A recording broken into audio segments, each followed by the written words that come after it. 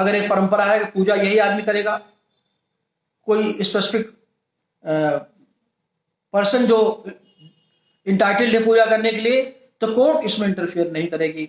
लेकिन ये कह सकते हैं कि आप मिठाई नहीं बांटेंगे, आप अगरबत्ती नहीं जलाएंगे। क्यों? क्योंकि इससे अगर हेल्थ का खतरा हो या पब्लिक ऑर्डर अफेक्ट हो सकता हो, कोई आदमी बीमार हो, उसको सूट नहीं करता हो। इसका बेस्ट एग्जांपल, ज्यादा में इस पर केस लाभ नहीं जाएंगे, इसका बेस्ट एग्जांपल आप देखा कोविड-19 के केस में, किस तरीके से स्टेट ने मंदिर में घुसने पे, मंदिर के चढ़ावे पर सोशल डिस्टेंसिंग पर रोक लगा के दिखा दिया कि रिलीजन कुछ नहीं है, पूजा करना धर्म का पार्ट है। मैंने कहा लक्ष्मी के केस में, लेकिन ये पूजा करना, ये मंदिर में पूजा करेंगे, पार्टिकुलर मंदिर में पूजा करेंगे, पार्टिकुलर सड़क पर हम हवन करेंगे, ये धर्म का पार्ट नहीं है। इससे सोशल डिस्ट्रक्शन अगर हो सकता है, इमोरलिटी हर्ट हो सकती है या हेल्थ अफेक्टेड हो सकती है, तो स्टेट पर बैन लगा सकती है। 25 क्लास 2 में एकदम सब चीजें क्लियर है। अब क्वेश्चन ये होता है, स्टेट ने हिंदू टेम्पल्स पर ही क्यों रिफॉर्म करने की बात की? उसका रीजन है, स्पेशली साउथ इंडिया में दविनियंस जो एक्सप्लॉइटेड क्लास था, बहुत नायर ब्राह्मण्स बहुत एक्सप्लॉइट करते थे, उनको मंदिरों में नहीं घुसने देते थे। यही कंडीशन लगभग यूपी में भी थी। इस रिफॉर्म को, क्योंकि आर्टिकल 25 क्लास में रिफॉर्म की बात की गई है, कोई भी रिफॉर्म कर सकती है, सोशल रिफॉर्म। तो स्टेट ने सोशल रिफॉर्म कई एक्ट बना करके किया, जिसमें आप देखिए SC/ST एक्ट में अगर मंदिर में नहीं घुसने तो आप पनिशेबल बना दिया गया है। तो अब धीरे धीरे करके, एक समय ऐसा भी था जब रामलीला होती थी, मंदिर पूजा होती थी, और चमार जात का आदमी बाहर बैठा रहता था और ऊपर से प्रसाद गिराते थे, लेके चला जाता था और चू नहीं करता था।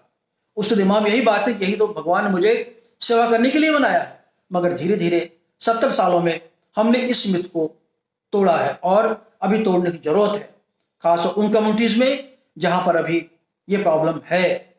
कहते हैं वैक्सीन नहीं लगवाएंगे, कहते हैं ड्रॉप नहीं लेंगे, कहते हैं मास्क नहीं लगाएंगे।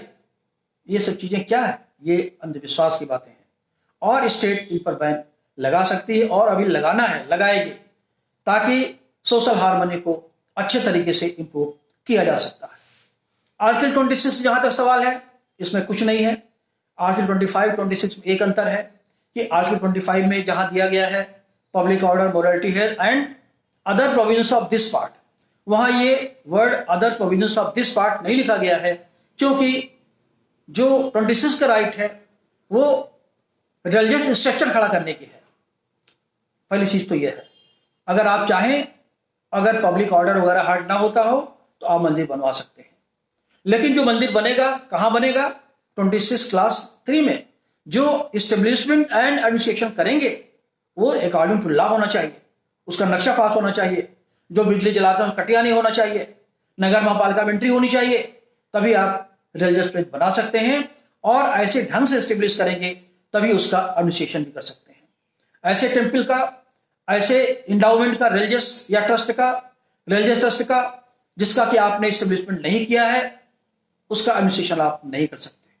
जैसे अजमेर शरीफ है, तो ये ख्वाजा एक्ट है 1955 का, उसके तहत इसका एस्टेब्लिशमेंट होता है, गवर्नेंस होता है। और सुप्रीम कोर्ट ने कहा कि लाइफ में कभी भी ऐसा नहीं था कि आप मैनेजमेंट अपना खुद करते रहे हो। कॉन्स्टिट्यूशन के पहले भी, एक्ट के पहले भी जो इसका प्रशासन होता था वो अधिकारी ही करते थे, राजा के अधिकारी ही करते थे। इसलिए आपने इसको एस्टेब्लिश नहीं किया है, इसलिए इसका एडमिनिस्ट्रेशन आप नहीं कर पाएंगे।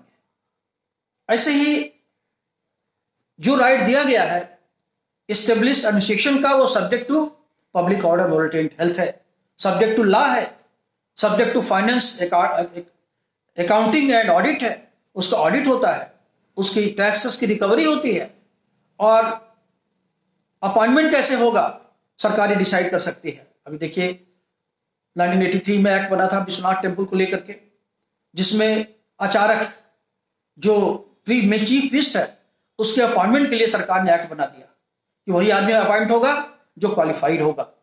तो स्टेट इंटरवीन कर सकती है उन मैटर पर जो सेकुलर है, चढ़ावे का मैटर है, प्रसाद का मैटर है, अपॉइंटमेंट का मैटर है।